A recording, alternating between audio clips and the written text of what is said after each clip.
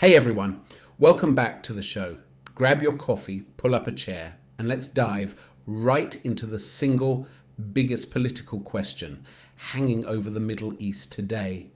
Can Benjamin Netanyahu actually survive the next elections?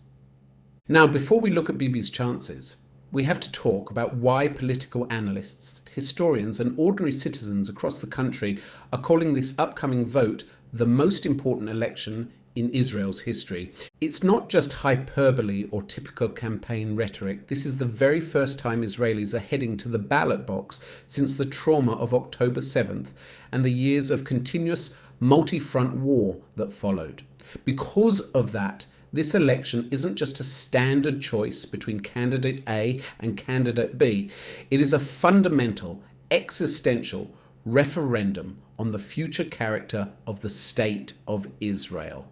It's a vote on whether the traditional Israeli social contract, where everyone shares the burden of defense and civil duty, can actually survive. It's a vote on the country's democratic guardrails, its economic future after years of war footing, and its entire strategic direction in a rapidly shifting region.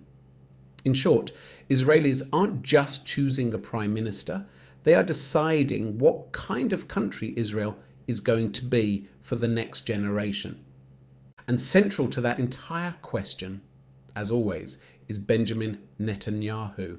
If you've followed Israeli politics for more than 5 minutes, you know predicting Bibi's downfall is usually a fool's errand. People have been writing his political obituaries since the late 1990s. Every time the commentators say, this is it, he's backed into a corner, there's no way out, Netanyahu somehow finds a hidden hatch in the floor, flips the script, and walks away holding the Prime Minister's keycard once again. To understand if Netanyahu can fall this time, you first have to respect why he's stayed in power longer than David Ben-Gurion. Netanyahu isn't just a politician. He's a political grandmaster. His greatest strength has always been his ability to frame himself as Mr. Security, the only adult in the room capable of managing global statesmen, standing up to Washington when necessary and keeping Israel safe in an impossibly hostile neighborhood. For decades, his core voters in Likud and across the right wing haven't just supported him, they've viewed him as indispensable. On top of that, he is a tactical genius. Nobody manipulates coalition arithmetic better. He knows exactly which buttons to press to keep ultra-Orthodox parties like Shas and United Torah Judaism locked to his side while balancing far-right elements like Smotrich and Ben Gvir. He thrives in chaos. When his opponents try to build broad anti-Bibi alliances, he relentlessly chips away at their weak points until the coalition collapses under its own weight. Now, to really get why all of this is so high stakes, we have to step back for a second and talk about the math. Because Israel's electoral system is a total beast, and if you don't understand how it works, none of the strategy makes sense. Israel doesn't have local districts or individual constituency MPs like the US or UK. It's a pure nationwide proportional representation system. The entire country is one giant voting district with 120 seats up for grabs in the Knesset. You don't vote for an individual candidate, you vote for a party list. Here's where it gets wild.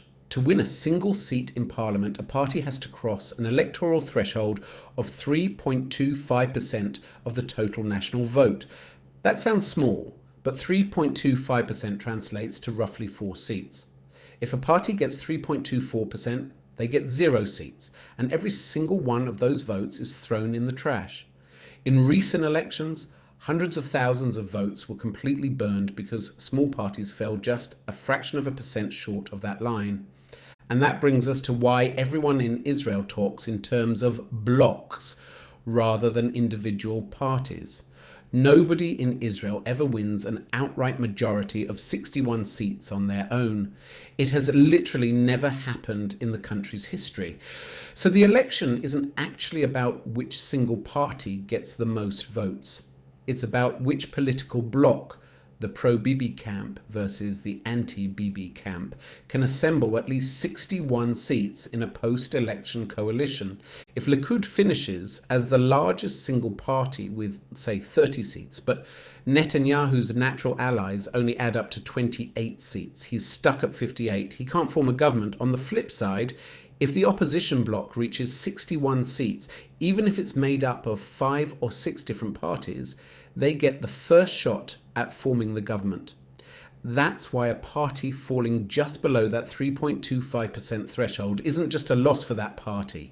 It can instantly wipe out 4 seats and tank an entire bloc's chances of reaching 61. It's a brutal numbers game where a difference of 10,000 votes can flip the entire Prime Minister's chair. So if Bibi is that good at managing those numbers, why are his internal poll numbers looking so precarious? Because behind the political wizardry, the public mood in Israel is suffering from deep, profound exhaustion, and the very foundation of his appeal has been fundamentally damaged. That brings us to October 7th. The core brand of Mr. Security, the premise that Netanyahu alone could keep the country secure, manage Hamas, and contain the Palestinian issue without major sacrifices, was shattered on that single Saturday. For a leader whose entire career was built on the promise of being Israel's ultimate protector, October 7th wasn't just a policy failure, it was an existential hit to his identity. And that is precisely why we've seen such an intense, systematic shift in his political narrative ever since. To salvage Mr. Security, Netanyahu has had to aggressively deflect accountability away from the political level and onto the military and intelligence leadership. His messaging constantly points the finger at the IDF brass, the Shin Bet, military intelligence, and past governments, arguing that he was kept in the dark, misinformed by security chiefs who assured him Hamas was deterred or constrained by previous administrations. It's a classic political survival technique. If you can't deny the failure happened, you reframe it so that the failure belonged to the generals while the strength belongs to you. While that line plays well with his die-hard loyalists, it has deeply alienated a huge chunk of soft-right and centre-right voters, people who voted for him in 2022 but simply feel the implicit social contract between the Prime Minister and the public was broken. And that vulnerability isn't just domestic. It extends directly to foreign policy, where Netanyahu has taken a massive gamble by putting all his eggs in one basket with Donald Trump. For years, Netanyahu touted his unique relationship with Trump as his ultimate diplomatic trump card. But today, that total reliance is turning into a serious political liability. There is a growing perception across the Israeli electorate that Netanyahu has sacrificed Israel's independent policymaking on the altar of Trump's personal whims and global priorities. When Washington pushes for rapid regional ceasefires or dictates parameters for post-war governance in Gaza and Lebanon, Netanyahu is increasingly seen not as the master manipulator standing tall in Washington, but as a leader forced to line up behind American demands. For a public that fiercely values national self-reliance, especially during wartime, the feeling that Israel's security agenda is being subcontracted to White House politics makes Bibi look surprisingly dependent, undercutting his image as an autonomous, uncompromising leader. On top of that, look at the sheer human burden on Israeli society. We're talking about hundreds of thousands of reservists, engineers, teachers, small business owners, parents who have been called up for multiple long deployments over nearly 3 years of continuous multi-front war. Businesses are struggling, families are stretched to their breaking points, and the cost of living is biting hard. And that brings us directly to the absolute dynamite issue threatening to blow his coalition apart. Haredi conscription. If there is one issue that transcends traditional left-right divides in Israel right now, it's equality of burden, what Israelis call shivyon ba'etai. For decades, young ultra-Orthodox Haredi men studying in yeshivas received blanket exemptions from mandatory military service. Mainstream Israelis grumbled, but during peacetime, society swallowed it for the sake of political quiet. But after years of intense war, with reserve formations nearing severe exhaustion and the army facing genuine personnel shortages, that status quo is completely dead. When the High Court ended the legal basis for those exemptions, Netanyahu was caught in a lethal trap. On one hand, his coalition relies entirely on the Haredi parties. If Aryeh Deri or Goldknopf walk out over draft orders, the government falls instantly.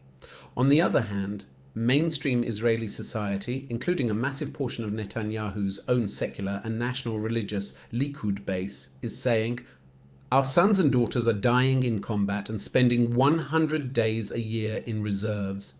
Why are 80,000 Haredi men exempt?" And what happened in the Knesset right before summer recess showed just how far Bibi was willing to go to save his seat. During the final stretch of the legislative session, the government pushed through controversially supportive legislation for the Haredi parties, including laws temporarily shielding Haredi draft dodgers from arrest and enforcement alongside passing basic law declarations on Torah study. Was this a massive political blunder? For many Israelis, the answer is an emphatic yes. To millions of citizens watching their reserve call-up notices arrive in the mail, seeing the Knesset pass immunity laws for draft evaders felt like a slap in the face. Even senior military figures openly slam the move, calling it completely inconsistent with the IDF's real security requirements. By putting coalition survival ahead of equitable sacrifice, Netanyahu didn't just alienate the opposition, he alienated soft Likud voters and reserve soldiers who historically formed the backbone of the Israeli right. Now, normally, an incumbent facing this much friction would be steamrolled by the opposition, but Israeli opposition politics is never that simple. Let's talk about the Bennett-Lapid dynamic. Naftali Bennett and Yair Lapid previously pulled off the improbable change government in 2021, and earlier this year they announced their unified electoral list, together Beyachad. On paper it makes sense. Combine Lapid's organised centre-left machinery with Bennett's right-wing appeal to create a dominant alternative to Likud. So why has that label struggled to break wide open? Because it suffers from an identity problem. For soft-right, traditional or religious voters who are disappointed with Netanyahu, joining hands with Yair Lapid feels too far left. They remember Lapid's secularist battles against religious institutions and feel uncomfortable backing a centre-left bloc. Conversely, for left-leaning opposition voters who want a clear, progressive or peace-oriented vision, Bennett's explicit right-wing stance on territorial issues and settlement expansion feels too far right. By trying to be everything to everyone, the joint platform can easily end up looking like a tactical marriage of convenience rather than a unified national movement. And that awkward dynamic created a massive opening for someone else, Gadi Eisenkot. Eisenkot, the former IDF chief of staff, launched his new party, Yashar, and it has been making major waves in recent polling. Why? Because Eisenkot offers something uniquely compelling to the current Israeli mood: quiet, non-partisan military authority. He isn't a flashy politician. He speaks plainly, carries profound personal authority, having tragically lost both his son and his nephew in the fighting in Gaza, and represents the pragmatic, security-first centre that doesn't carry the partisan baggage of Lapid or the political whiplash of Bennett. Right? Eisenkot is peeling away voters who want someone tough on security, deeply respectful of the military, and completely untainted by political cynicism. In a country exhausted by political manoeuvring, Eisenkot's straightforward, gravitas-heavy demeanour is hitting a real nerve. Now, amidst all of this, the internal draft debates, the party realignments, the reservist fatigue, hangs the ultimate geopolitical wild card: Iran. We know that tension with Tehran and its proxies isn't just a regional security concern, it is the ultimate game changer in Israeli domestic politics. How does a potential direct, large-scale confrontation with Iran factor into Netanyahu's election math? Historically, major national security crises benefit the incumbent. When rockets fly and the nation faces an existential threat, the rally around the flag effect kicks in. Netanyahu knows this better than anyone. If Israel finds itself locked in a high-stakes direct confrontation with Iran, Netanyahu will frame the election around a single question. Who do you trust to navigate an existential conflict with Tehran? A former general with limited political experience, or the seasoned leader who has spent 30 years fighting Iran on the world stage? However, there's a double-edged sword here. If a conflict with Iran goes well and results in a decisive strategic victory or strong international backing, it could give Bibi the ultimate political second wind. But if it leads to prolonged home front disruption, economic paralysis, or further strain on an already overworked military, it could solidify the public feeling that Israel simply cannot sustain another conflict under his stewardship. So back to our starting question, will Netanyahu survive? If history has taught us anything, it's never to write off Benjamin Netanyahu. He still holds the levers of power. He has a fiercely loyal core base and he excels at dividing his opposition. But make no mistake, the coalition he has built is under more structural pressure than at any point in his career. By siding so heavily with Haredi parties on draft exemptions during a time of national military strain and by appearing increasingly subordinate to foreign shifts in Washington, he has pushed mainstream Israeli society near a breaking point. With candidates like Gadi Eisenkot offering a credible, security-minded alternative, Netanyahu's usual playbook might not be enough this time. Whether he survives won't just depend on his political skills. It will depend on whether Israeli voters, when standing in the ballot box in October, prioritize traditional right-left loyalties or vote out of sheer national exhaustion. That's it for today's episode. Thanks for listening. Hit that subscribe button and I'll catch you next week. You can follow us on Instagram on Awesome Seminars.